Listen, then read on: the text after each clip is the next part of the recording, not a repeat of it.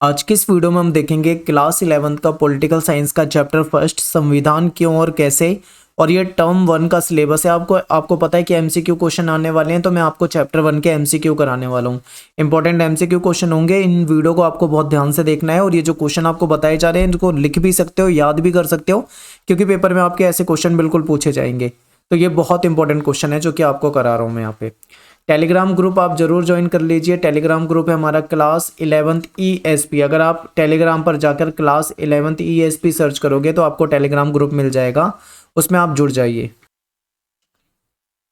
चलिए शुरू करते हैं क्वेश्चन। सबसे पहला क्वेश्चन आपके सामने स्क्रीन पर है कि भारतीय संविधान कब बनकर तैयार हुआ। ऑप्शन है 26 नवंबर 1949 को, 26 जनवरी 1950 को, 26 दिसंबर 1949 को, या इनमें से कोई नहीं। अब देखिए क्वेश्चन के ना लैंग्वेज को पढ़ना, बहुत सारे बच्चे यहाँ पे गलती कर देते हैं। क्वेश्चन में ये पूछा जा रहा है कि कब बनकर तैयार हुआ, ये नहीं पूछा जा रहा कि संविधान कब लागू हुआ। बहुत सारे बच्चे क्या करेंगे, तुरंत ही 26 जनवरी 1950 क्लिक कर देंगे और हो गया, लेकिन ये आपका आंसर गलत है। आपसे पूछा जा रहा है कि कब बनकर तैयार हुआ, तो इसका सही आंसर होगा 26 नवंबर 1949, यानी 1949 में नवंबर 1949 में ये बनकर तैयार हुआ था। लेकिन ये लागू कब हुआ था, लागू हुआ था 26 जनवरी 1950 को। तो आपको दोनों डेट याद होनी चाहिए। अब नेक्स्ट क्वेश्चन देखो। अब ये देखिए, ये आपसे इस क्वेश्चन में पूछा जा रहा है कि भारतीय संविधान कब लागू हुआ। यहाँ पे आपका आंसर, अगर आप 26 जनवरी 1950 लगाते हो तो आपका आंसर ठीक होगा, ठीक है। लेकिन अगर आप यहाँ पे थोड़ी सी भी समझने में गलती कर देते तो आप क्वेश्चन को गलत कर देते। बहुत सारे बच्चे गलत कर देते हैं। कब बनकर तैयार हुआ अलग डेट है और कब लागू हुआ अलग डेट है, दोनों डेट आपको पता होनी चाहिए। नेक्स्ट क्वेश्चन है क्वेश्चन नंबर 3 की भारतीय संविधान जो था उसको बनने में कितना समय लगा। आई होप ये सभी को पता होगा कि इसमें 2 साल 11 महीने और 18 दिन लगे थे, यानी कि इसका आंसर जो हो जाएगा वो हो जाएगा 2 साल 11 महीने 18 दिन, यानी कि ऑप्शन सी जो है आपका सही हो जाएगा यहाँ पे। क्वेश्चन नंबर 4 देखिए, भारतीय मूल संविधान में कुल कितने अनुच्छेद थे। देखिए मूल संविधान यानी जब संविधान बना था, ठीक है, उस समय में जो ओरिजिनल संविधान था उसमें कितने थे, क्योंकि उस समय में 395 थे, लेकिन बाद में कुछ और बनते गए तो उसकी संख्या प्लस होती गई, बढ़ती गई। तो बाद वाली संख्या आपसे नहीं पूछी, आपसे ये पूछी कि मूल संविधान में कितने थे, तो आपको बताना है 395, यानी कि 395। ऑप्शन यहाँ पे क्या है, बी हमारा करेक्ट हो जाएगा। क्वेश्चन नंबर 5 देखिए, भारतीय मूल संविधान में कितने भाग थे। अब यहाँ पे देखिए, जब संविधान बना था तब उसमें 22 भाग थे, लेकिन आज के समय में देखें तो आज के समय में आप 25 भाग पढ़ते हैं, ठीक है। तो अगर आपसे ये पूछ लें कि भारतीय संविधान में वर्तमान में कितने भाग हैं, तो आपका आंसर होगा 25। लेकिन आपसे ये पूछा है मूल संविधान में, क्योंकि आपके पेपर में हमेशा मूल संविधान वाले क्वेश्चन ही पूछे जाते हैं, तो मूल संविधान में आपको 22 आंसर लिखना है, ठीक है। क्वेश्चन नंबर 6 है कि भारतीय मूल संविधान में कुल कितनी अनुसूचियां थी। तो मूल संविधान में आप पढ़ोगे तो उसमें 8 अनुसूचियां थी, ठीक है, 8 अनुसूचियां थी। लेकिन अगर वर्तमान में पूछ लें तो आप लिखोगे 12। तो आपको दोनों याद रखना है, दोनों तरह के क्वेश्चन याद रखना है। मूल संविधान में कितनी अनुसूचियां थी स्टार्टिंग में, तो पहले 8 थी, लेकिन आज के समय में कितनी हो गई हैं, बढ़ के 12 हो गई हैं। तो आपको दोनों पता होना चाहिए। क्वेश्चन नंबर 7 है कि संविधान की कुंजी किसे कहा जाता है, ठीक है, किसे संविधान की कुंजी कहा जाता है। तो संविधान की यहाँ पे ऑप्शन में है प्रस्तावना, अनुच्छेद, भाग, या इनमें से कोई नहीं। तो संविधान की जो प्रस्तावना होती है उसको क्या कहा जाता है, संविधान की कुंजी कहा जाता है, क्योंकि संविधान की जो प्रस्तावना है उससे पूरी उसकी विशेषता पता लग जाती है। क्वेश्चन नंबर 8 देखिए, हमें संविधान की जरूरत क्यों पड़ती है। तो देखिए देश में बहुत सारे काम हैं जिसके लिए संविधान की जरूरत पड़ती है, जैसे कि उसमें से एक है शासन व्यवस्था को चलाना, तालमेल बनाए रखना, कानून व्यवस्था को बनाए रखना, सरकार को उसकी शक्तियों का दुरुपयोग करने से रोकना। ये सारे के सारे पॉइंट यहाँ पे सही हैं। तो आंसर हमारा क्या हो जाएगा, उपरोक्त सभी, यानी ये सारे ही पॉइंट यहाँ पे सही हैं। क्वेश्चन नंबर 9 देखिए, भारतीय संविधान किसने बनाया। क्या इसे भारत की जनता ने बनाया, या हमारी संविधान सभा ने बनाया, या अंग्रेजों ने बनाया, या फिर अधिकारियों ने बनाया। तो इसको हमारी संविधान सभा ने बनाया था, ठीक है, संविधान सभा ने बनाया था।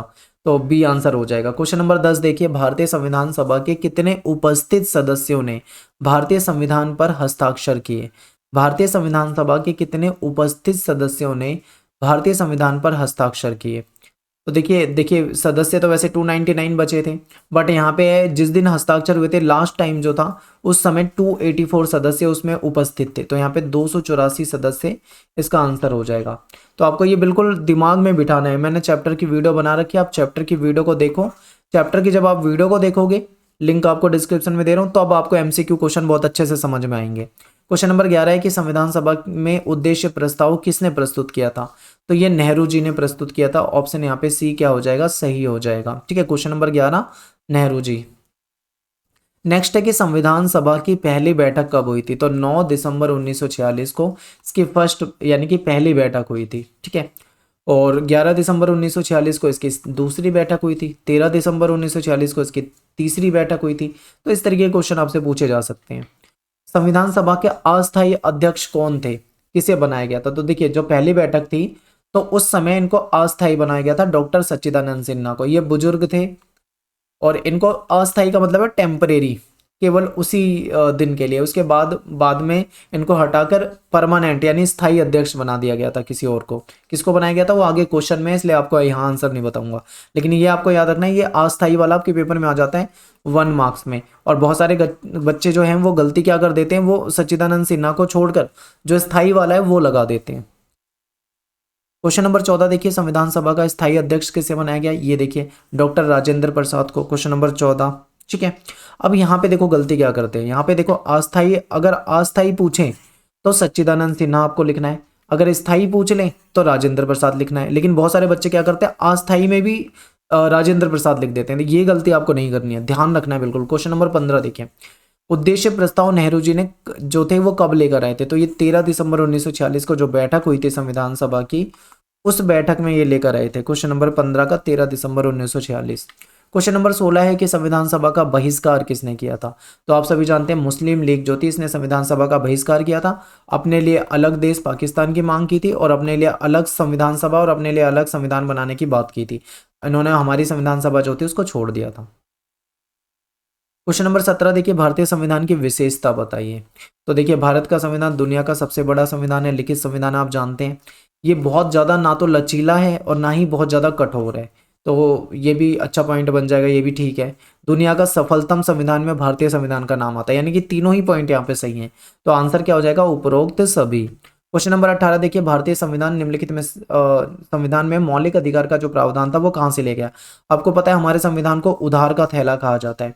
उधार का थैला क्यों कहा जाता है?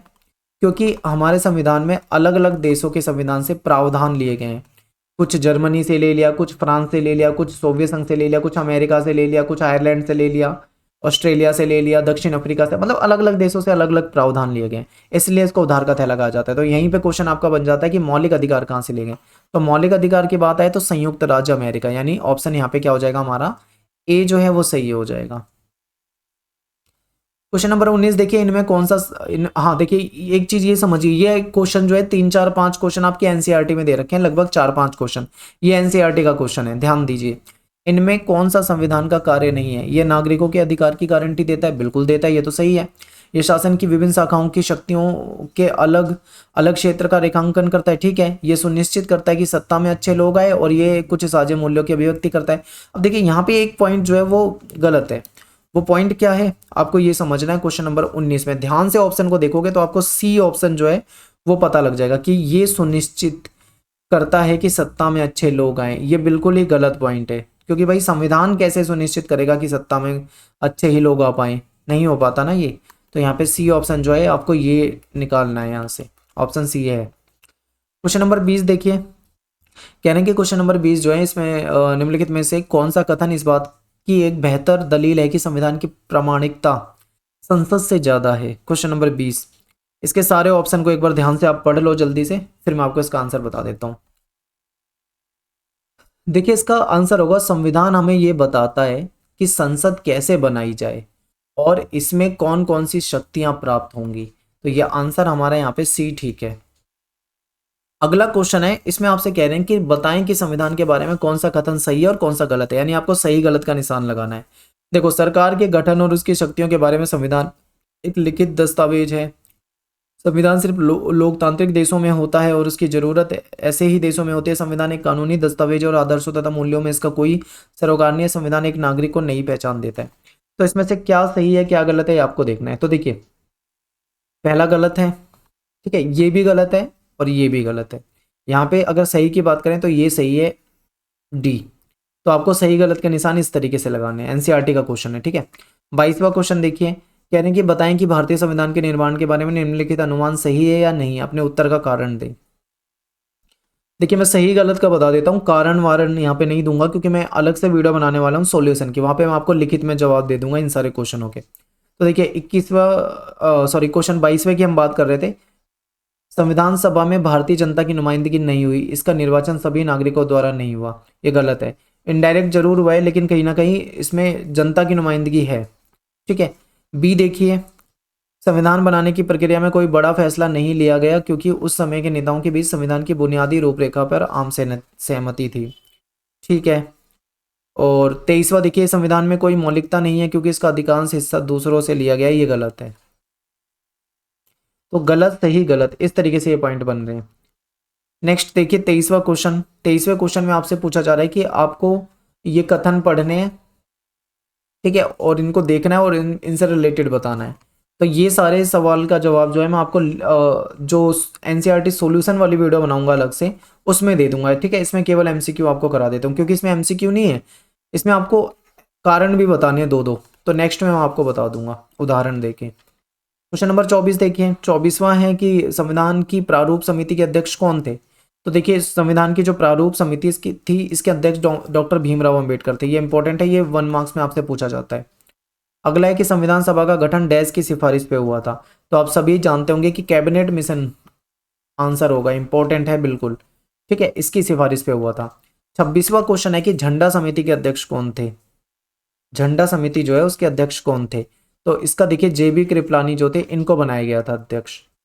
अगला है कि नीति निर्देशक सिद्धांत जो है वो कहाँ से लिए गए। आप सभी जानते हैं आयरलैंड जो है वहाँ के संविधान में ये प्रावधान था, तो ये वहाँ से लिया गया।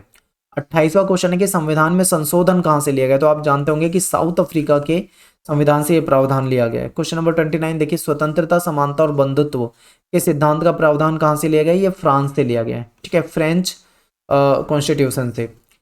नेक्स्ट और लास्ट क्वेश्चन है कि कानून निर्माण की विधि और सरकार के संसदीय स्वरूप का प्रावधान कहाँ से लिया गया है।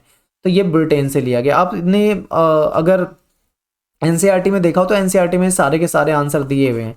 ये पूरा का पूरा प्रावधान का एक पेज है पूरा, वो बताया हुआ है। तो यहाँ से आपके इस चैप्टर के सारे एमसीक्यू क्वेश्चन कवर हो जाते हैं। और चैप्टर की वीडियो को जरूर देख लेना। एनसीईआरटी सॉल्यूशन पे भी वीडियो बनाऊंगा बाद में, तो उसको भी देख लेना। पहले एमसीक्यू कराते हैं फर्स्ट टर्म के सारे, फिर सॉल्यूशन पे बनाते हैं। ठीक है, तो मिलते हैं नेक्स्ट वीडियो में। थैंक्स फॉर वॉचिंग सभी को। कोई दिक्कत हो तो आप मुझे इंस्टाग्राम पे मैसेज कर सकते हैं, वहाँ पे फॉलो कर सकते हैं। ठीक है, जय हिंद, जय भारत।